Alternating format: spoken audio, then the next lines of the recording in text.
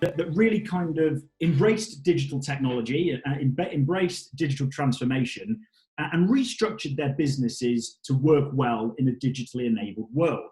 I think at the forefront of this, Microsoft is a home name brand that a lot of us know about, and I think they really kind of set the tone with what that digital transformation can look like. Many of you will be aware, years ago, the way that we used to buy a Microsoft Office was a capital purchase. So you would buy, for example, Office 2007. There would be an extortionate fee attached to it, several hundreds of pounds for the software. And then later along the line, just a number of years, Microsoft would release a new version and you'd have to pay that extortionate fee again. And that model really kind of doesn't work anymore. And we've transitioned across to subscription or SaaS-based platforms that mean that businesses are now purchasing these type of services as an operational expense. And the benefit of that is that indeed the technology stays current and is updated by the provider. So Microsoft, quite a good success story there on embracing digital transformation. I mean, they are a technology company by their very nature. But I think they were pretty unique in the way that they transitioned their offerings to support a digitally enabled world.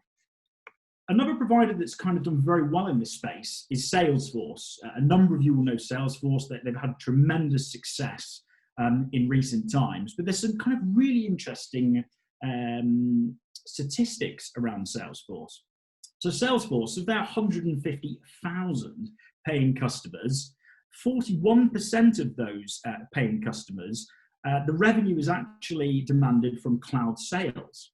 And what's even more interesting about that is that 58% of those customers, or customers that haven't transitioned to the cloud yet, are looking to integrate additional Salesforce cloud capabilities in the not too distant future.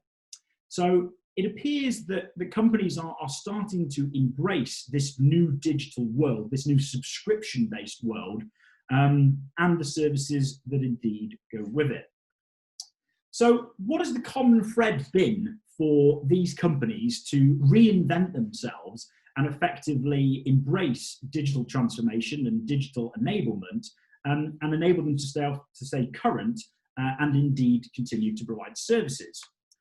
Well, of course, it is digital transformation. Effectively, clients and employees alike are now expecting a digitally enabled workplace. And I guess when you look at that, it's kind of three key areas that depict what those digital transformations have really enabled. And I think the first and most important one is the capability to truly work from any location. Effectively, before the era of digital transformation or digital enablement, being able to work from anywhere was actually something that was really reserved to IT professionals. But I think of recent times, especially over the last 10 years, we've seen a real shift to businesses embracing that capability of working anywhere, and allowing employees the flexibility to truly choose where they work from. One of the other kind of pieces that we're looking at here is digital enablement in business operations. And I think Netflix is probably quite an interesting business to look at. So if you look, Blockbuster were there before, a very similar sort of model to Netflix, but the fact that they could fulfill their kind of orders and subscriptions immediately really changed the game, and that capability to access it from anywhere. So again, another business that, the business concept is still something that was previously available, but they have put a digital transformation spin on it and made it very successful. And kind of one of the real key benefits is, of course, ongoing value.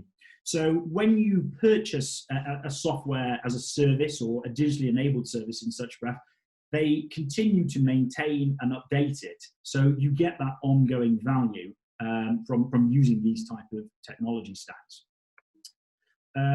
So I guess what I'd like to talk about now is what digital transformation really is. And I think there's a common misinterpretation in the industry that the digital transformation is all about technology.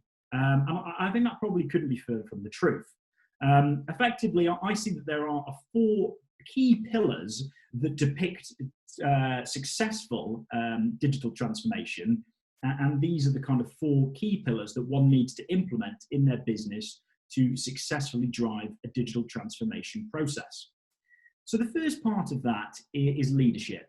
Effectively, if your leaders of your business aren't on board with the digital transformation process, then it is highly unlikely that you will have a successful implementation of that digital technology. So it's key that you concentrate on allowing your leadership team to understand what it is you're trying to achieve and how the technology does so. And I think it's really important that the leadership teams inside businesses are very much in agreement with a digital transformation plan and really sit at the center of it. Essentially, what you need to do is you need to work out what it is you're trying to achieve as a business and then build the technology around it. Far too often, you will see businesses trying to shoehorn in technology rather than really understanding what it is they do and indeed what technology can enable them to do so. So once you've kind of got your leadership team on board, the next area you need to look at is thinking differently. Effectively, digital kind of services, transformations, and what have you are constantly evolving, and the ways in which we've done things in the past might not necessarily be relevant to the way that we do things in the future. So it's very important when you embark on a digital transformation journey to allow people to think very differently, because often it's those different ideas that really change the way in which technology can be embraced. A fundamental part of this is, of course, innovation. So you need to create an environment that allows digital visionaries to innovate and come up with new ideas and effectively take your business challenges and solve them with technology. And the final part of this all comes back to business processes and effectively redefining your business processes to essentially support the technology stack that you've built. So again, to reiterate, it's very important to understand what the business challenges are, what the objectives are, and then build the technology stack around that rather than taking technology and trying to implement that. So start with your problems and challenges and then use technology to enable it. And that is what digital transformation is all about. So what kind of results can you see from really successful digital transformation? Well, one of the key areas that we see when we implement digital technology or digital transformation successfully into larger or smaller organizations is indeed efficiency. So what are we able to do to improve the efficiency of the services or the products that a company is offering? So it may be that we take a platform and we redesign it in a way that guides an employee through a process. So from a sales perspective, for instance, we might implement a solution that guides them through the sales process from start to finish, which in turn reduces the amount of training an individual would require, allowing you to onboard and scale more efficiently and effectively. So efficiencies is the key to digital transformation and the type of results that one should expect to achieve. The next part of this, if you implement digital technology and transformation correctly, is the ability to reduce your operational costs. A well thought out digital transformation strategy will all be around cost reductions and increased efficiencies. And another area where you will be able to expand is indeed your clientele. So previously, if we look, and I think that the lockdown has only really exacerbated this and really shown us what the capabilities of technology are. And it really forced individuals to use it. So previously, if you were kind of working in a geographical location, or geographical restricted area, and there was another business that would quite benefit from your services, but it didn't make sense from a geographical perspective to do so. In kind of older times, those leads, those opportunities would be lost. But now, as we start to embrace digital transformation, there's no reason why you can't offer your products and services to people and remove those geographical restrictions. Meetings online, for instance, as we're doing today, is really removing the restrictions and allowing us to trade in a way that's never previously been possible. And building a digital transformation plan that allows you to target a larger clientele is definitely something that we would kind of build into any digital transformation plans that we do. And that may be from online meetings through to a web platform that allows you to transact your products or services in a way that wasn't previously possible. A fundamental part and why I've highlighted it in this, of course, the whole ethos with digital transformation is making the employee's life much easier. So they are guided through processes, which in turn makes understanding what they need to do much easier. We can remove a lot of the mundane, repetitive tasks and replace that with automation. And in turn, that is going to increase employee satisfaction. And as we know, having a well-satisfied workforce is absolutely fundamental to any successful business. So we really kind of concentrate on that kind of piece and whatever we can do to really improve the end user experience. And the final part is being able to expand your products. So it may be that you offer a product or service today that can be transformed into a digitally enabled product, utilizing the technology stack that we're going to talk about later on. And that really has played well. For example, like we alluded to previously, with people like Netflix that took what was quite an analog transaction and digitalized it. And of course, they've been rather successful in that area. And I think that is the same across many businesses. And now is the time to look at how you can embrace digital transformation to really revolutionize your business. So what are kind of common digital transformation projects that we're seeing in the wild at the moment? I'll make no bars about it. The really common one, of course, is cloud computing, a buzzword that has been used over the last sort of 10 years. And of course has become quite a home-used word as well, with people like Apple embracing the iCloud. But cloud computing is much more than just what we kind of are expected to understand with it. Cloud computing can also be built in much more advanced ways. So for example, one could look, so traditionally you perhaps would put your computers or servers into a data center.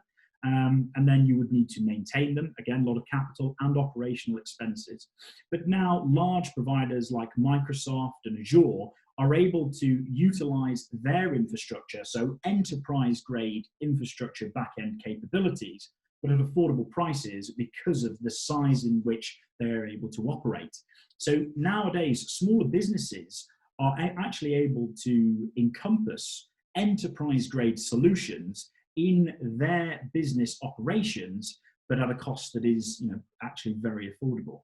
So cloud computing is kind of what's pushed that forward.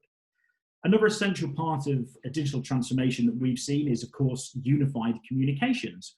The very nature of what we're doing today is a unified communication platform. There's many, many others out there. So you've got, for instance, Microsoft Teams, Google Hangouts, to name but a few, but really breaking down those barriers and allowing individuals to meet digitally online, but more importantly, with platforms like Microsoft Teams, allowing individuals to collaborate as they would in an office environment.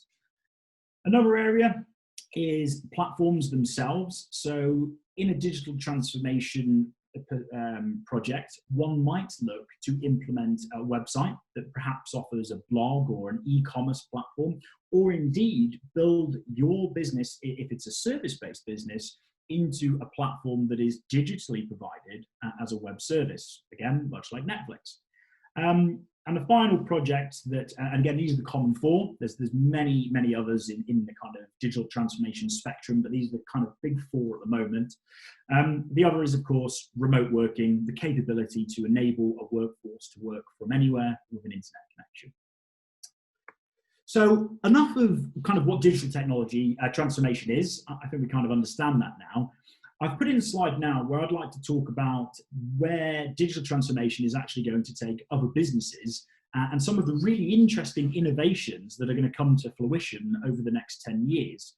And a lot of this is based on the research and development that's going on. So I would say that these timelines are pretty accurate, and if not, we will probably find that some of these things are delivered before they are expected.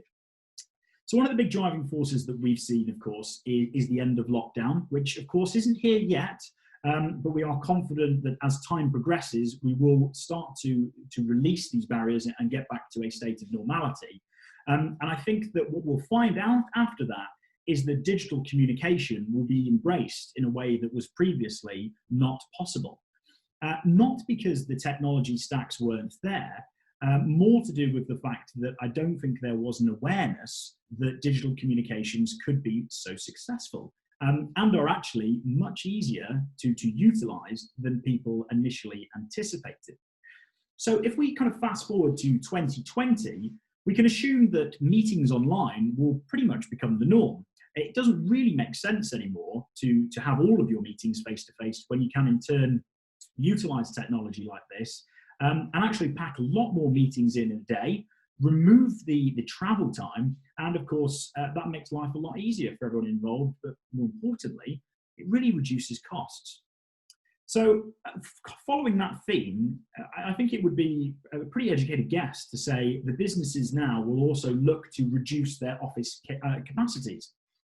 No longer are we really required to all be in the office at the same time. And I think remote working has actually worked rather well during the lockdown, and only strengthened the argument that the remote working is a viable solution. So I think by sort of 2020, 2022, it would be a reasonable guess to say that quite a lot of large businesses have reduced those kind of office capacities, and we have started to embrace remote working.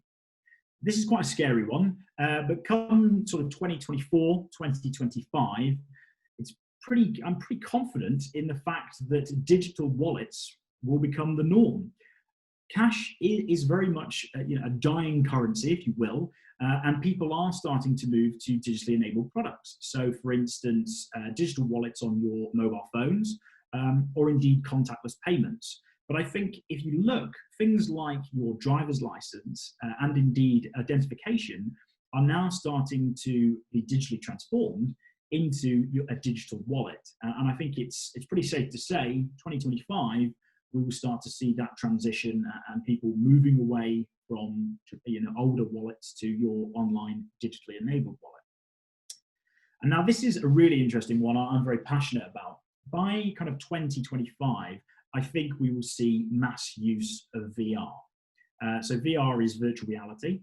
There's a couple of bits that you can look at in VR. It might well be a headset in which allows you to escape the normal world and go to a digital world, or indeed VR on your phone, which allows you to effectively turn your phone into a virtual handset, virtual reality headset as well.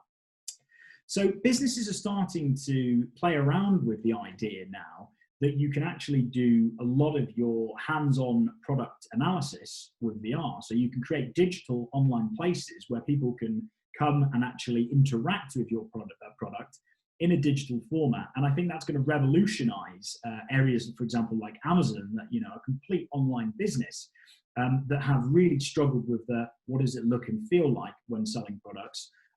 With VR coming to fruition, that is going to really close that gap and give the buyer, if you will, the same experience that they would have in the shop. So that, again, really cool technology, one to watch. 2025 to 2026, this is a real game changer, driverless cars. So we're really close now, and these are really about to come into fruition in mass. So from a driverless perspective, the technology is there now. It's been tested, and a lot of the kind of pieces that have taken place prove the technology is there. Now it's all about changing the way that we kind of view that technology and ensuring, of course, that it's safe. But driverless cars are in the future. They are not too far away. And things, for example, like taxis are going to be driverless, by 2025, 2026. So that's a really interesting one to watch. And I think Tesla have made some huge roads into that now. 2027 to 2028, that's when we're going to start to see things that mimic human-like artificial intelligence. So these are going to be your home assistants, your Alexas, etc. effectively what we're saying here is that you are going to be able to have a conversation with them, much like you would a human. They're going to be able to understand and interact with you and have real-time dialogue that actually has a human feel to it. So that's going to, again, that's a pretty scary thought. I'm sure there are many different views on AI and its scariness and what could potentially happen. But AI is definitely coming, and I think that's one that's going to be very, very interesting. Again, similar sort of timelines, but we're starting to look at internet being rolled out for everyone. So for those that are unaware, SpaceX have done a project recently where their kind of plan is to put a number of satellites into orbit that will allow 100% coverage of internet connectivity across the world. And this is going to allow other countries that have got developing infrastructure to start to enable internet for all people as well. So by sort of 2028, we should be in a world where the internet is available to absolutely everyone. 2029 is where I think we're going to see some real interesting things happen in the cybersecurity space. So cybersecurity has become a real up-and-coming topic over the last kind of 10 years. And I think that it's going down the routes where it will become very similar to that of car insurance, if you will. And businesses are going to have cybersecurity protection in place and insurance policies to kind of cover worst case scenarios. And I think that that's going to really drive the industry to build some new services. And I think you'll see one of the big cybersecurity providers providing a cybersecurity platform that effectively provides you with all of the services you need to run a business as a platform. At the moment, we're not quite there. I think cybersecurity is very underdeveloped. A lot of space for these guys to kind of innovate in, but it will be one of the big three that build a platform that we're all kind of bought into from both a personal and a business perspective. I don't think it's too far of a throwaway to say that you probably have an insurance policy for your personal stuff as well. You still have digital assets, for example, your online bank accounts, and cybersecurity is going to be of paramount importance for those type of transactions. And then finally, 2030, the dawn of 6G, which is absolutely ridiculous to say because we are only now starting to roll out 5G. But that's when 6G will come along, and again, the speeds and what have you for internet communications wirelessly will indeed increase at that exponential rate. So we've talked a lot about kind of what's going on in the world, where things are going. So what do you really need to be concentrating on here to ensure that your business is set up to succeed in a digitally enabled world? Well, one of the fundamentals is research and making sure that you're aligned with either checking on technology itself, so keeping abreast with things that are developing, or partnering with a technology partner that will help you understand what the new kind of technologies that are coming to fruition are, how they can be implemented, and what benefits they can bring to a business. The next one is investing. And I think the best way that I can describe this, it's much like having an older car and leaving it for much like you find a barn find. So if you kind of underinvest in your IT services, it's much like leaving a car in the corner and allowing it to kind of decay and rot away.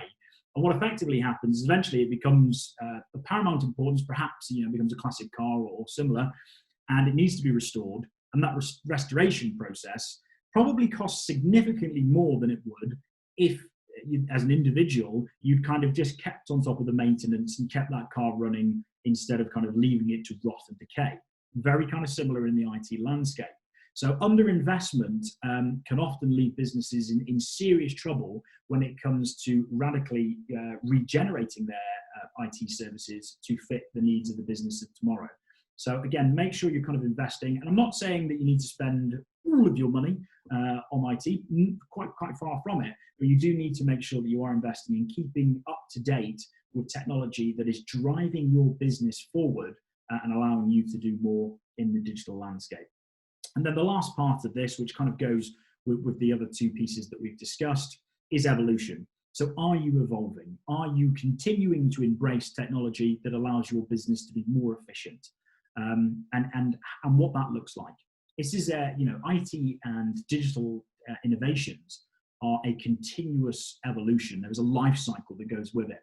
So it's important to make sure you're keeping abreast with these technology advancements and implementing the ones that are relevant to your business that allow you to operate in a more cost-effective and efficient manner. So of the things that we've discussed there, at Next to IT, these are the areas that we would probably discuss as areas to address from a technology standpoint. So the first is much like we discussed previously, cloud computing. Have you explored it? Have you kind of seen what the art of the possible is? And have you really made use of what is out there?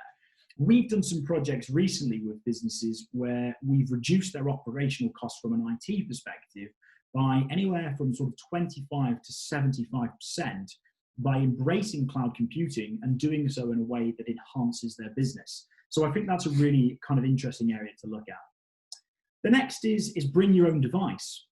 The thing that you need to kind of remember is that majorities of workforces or individuals that kind of work are going to have their own devices, and 9 times out of 10 those devices are probably going to be more current than the device that you would offer as part of the job. So why not embrace that and design a technology strategy that allows the workforce to utilize their own devices? So we've done a lot of work recently where we've enabled legacy applications, so stuff that wouldn't traditionally work on iPads or tablet computers, to work on them, well, not natively, but as a streamed application. And that bring your own device has enabled people that have gone out and made an investment into their own IT systems, for example, a laptop or indeed a phone, to utilize that investment and do so in a way that kind of keeps them happy. If you look at it, technology is something that's going to continue to be used by everyone. So why not make use of the technology that people already own, rather than buying a laptop that in 3 years' time you have to replace for an individual that only ever uses it for work, but actually has a much better laptop, just as their normal laptop. So that's an interesting kind of area there. And I think that goes hand in hand with, of course, remote working, enabling people to truly work from anywhere. You guys have probably sick to death of hearing people talk about remote working, because I'm sure that's been a topic that's come up numerous times in the past. But again, an area to kind of look at and address moving forward. And of course, unified communications, as we've discussed, the type of dialogue and communication that we're having today using a unified communication platform. At the heart of all of the technology to address is, of course, your cybersecurity. Digital assets are becoming the most valuable to businesses. So it is important to make sure you protect them.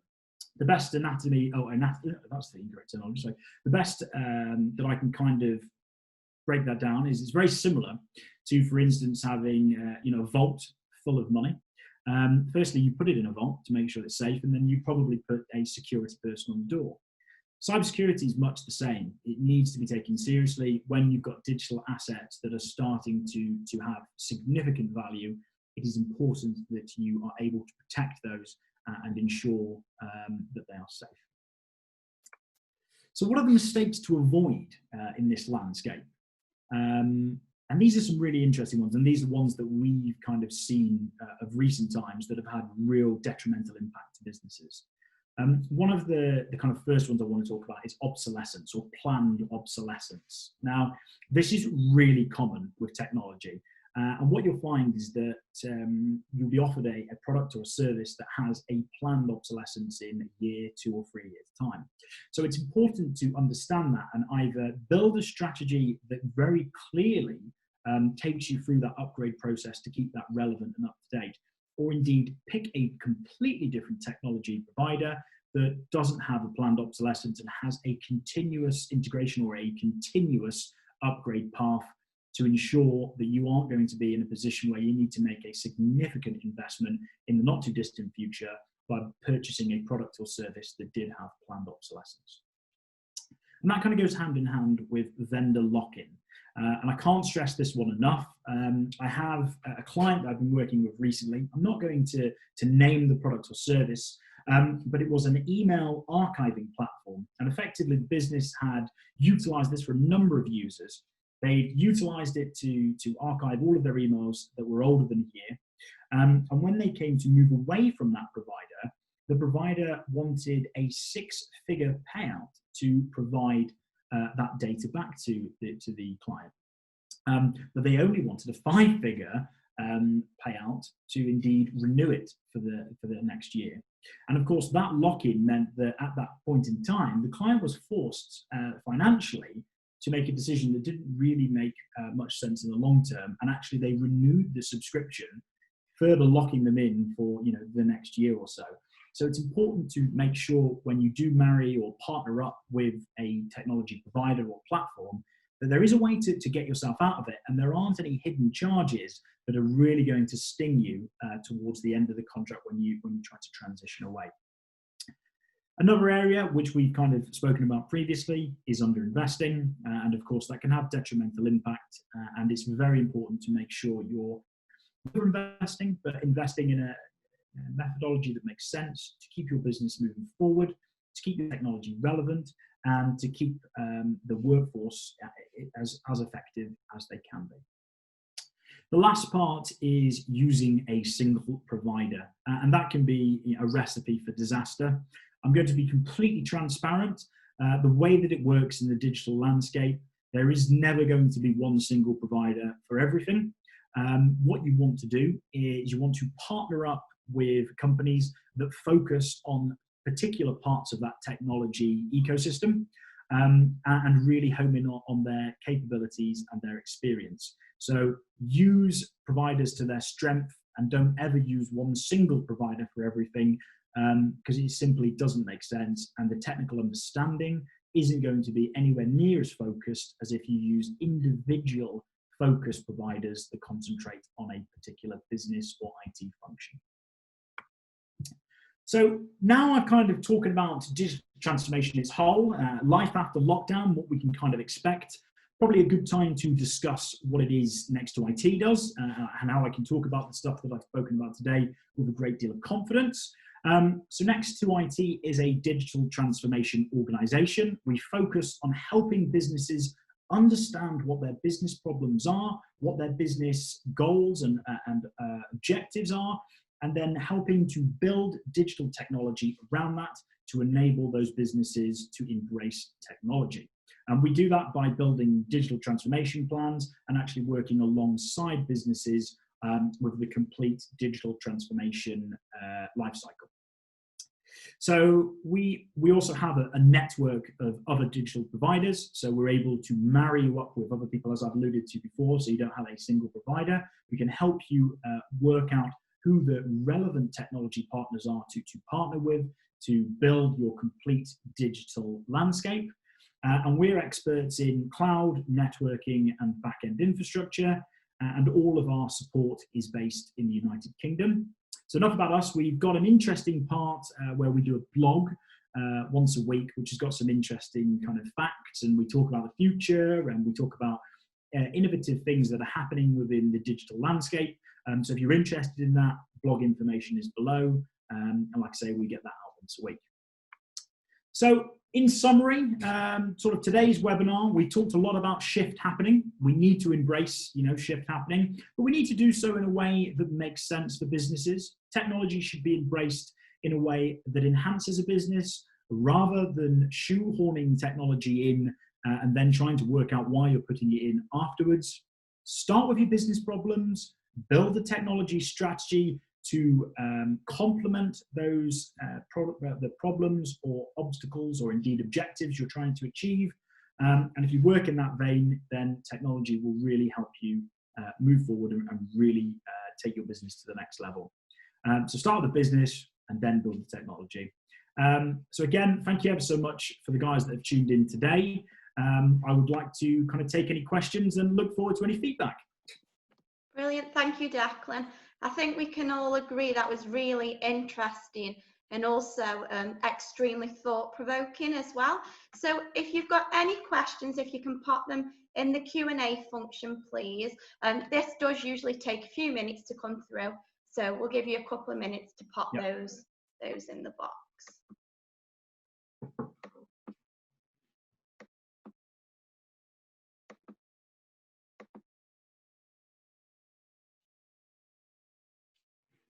Or perhaps there's no questions, because Perhaps you've answered everybody's questions already. I suspect that is not the case.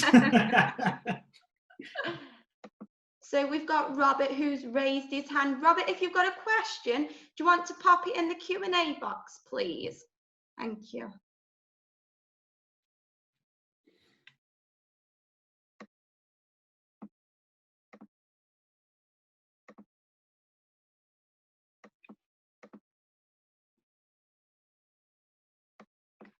So Simon says, what's your source for the predictions up to 2030, Declan? Yeah, so a lot of this has been based on what we've kind of got available in the press. I follow Tesla quite closely, and indeed it's a lot of what I've kind of seen in the press and based on my own personal thoughts and opinions. Lovely. Let me just see. We have still got a few more minutes, guys, so if anybody does want to ask any questions, if it's easy for yourself, pop them in the chat, then that's absolutely fine as well. Yeah, of course, as well, if anyone does any other questions they'd like to have, please feel free to email me. More than happy to kind of discuss them as well, because it is, like I said, it's quite thought-provoking. That's the kind of objective of today, to really make you think about what you can do to embrace technology in new ways, and kind of what we predict to see in the future. And like I say, I really hope that has made you think about what you guys are doing and what you really can do and what you really can achieve from kind of technology. Great. I don't think there's any questions, Declan. I think you have answered what everybody's aims and objectives. Oh, bear with me one moment. We've got one coming through now. Robert says, is there a good way to take study further? In what sort of breath? In what sort of vein, sorry? If you want to just put a bit more information, Robert, you can put that back in the chat, that's fine.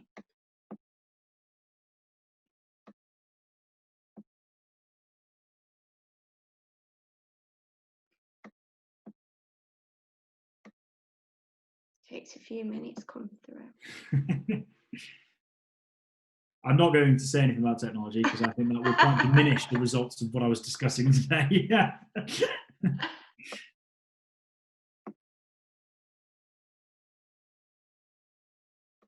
I think he wants to ask a question live. Are you happy with that, Declan? Yeah, absolutely, yeah.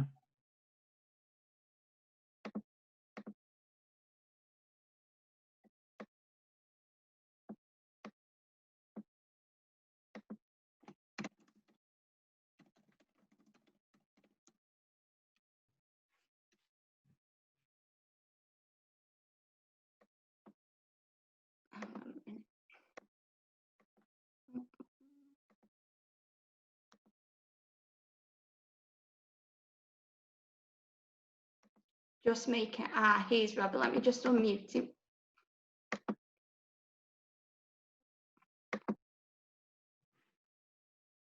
Robert, if you just want to unmute yourself and then you can ask Declan the question.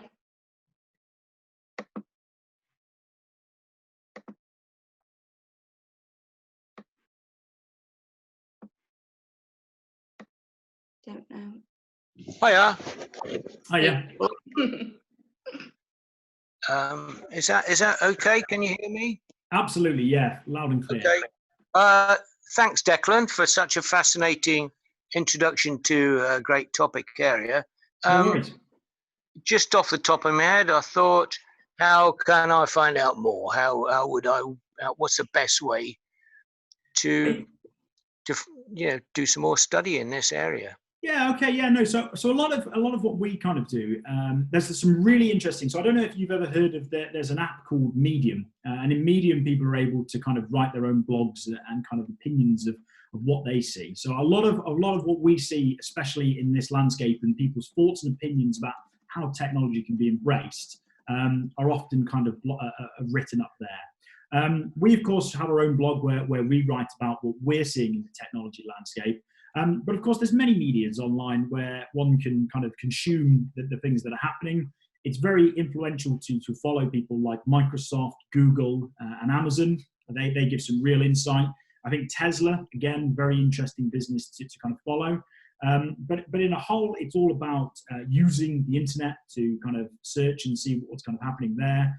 And there's a lot of forums and different places that one can kind of gain access to the insight into the stuff that's coming up. But ultimately, the majority of it's directly in the news and in the press. That's very helpful. Okay, so that's Microsoft, Google, Amazon, and Tesla. Yeah, Microsoft, Google, Amazon, Tesla. These are some really influential ones. Apple again. Apple, I would say, far more kind of consumer-based products, though. So not necessarily relevant. Still very, very, very interesting, but not necessarily relevant from a business perspective. But I think, yeah, you kind of those three for me, Microsoft, Google, and Amazon, are the guys that are really kind of pushing forward technology that is specifically designed for businesses. Outside of that, you've got a broad ecosystem. You've got companies like Zoom, to name but a few, that are developing really innovative products. But anything that is really kind of coming to fruition will probably be covered by Google, Amazon, and Google, Microsoft, and Amazon.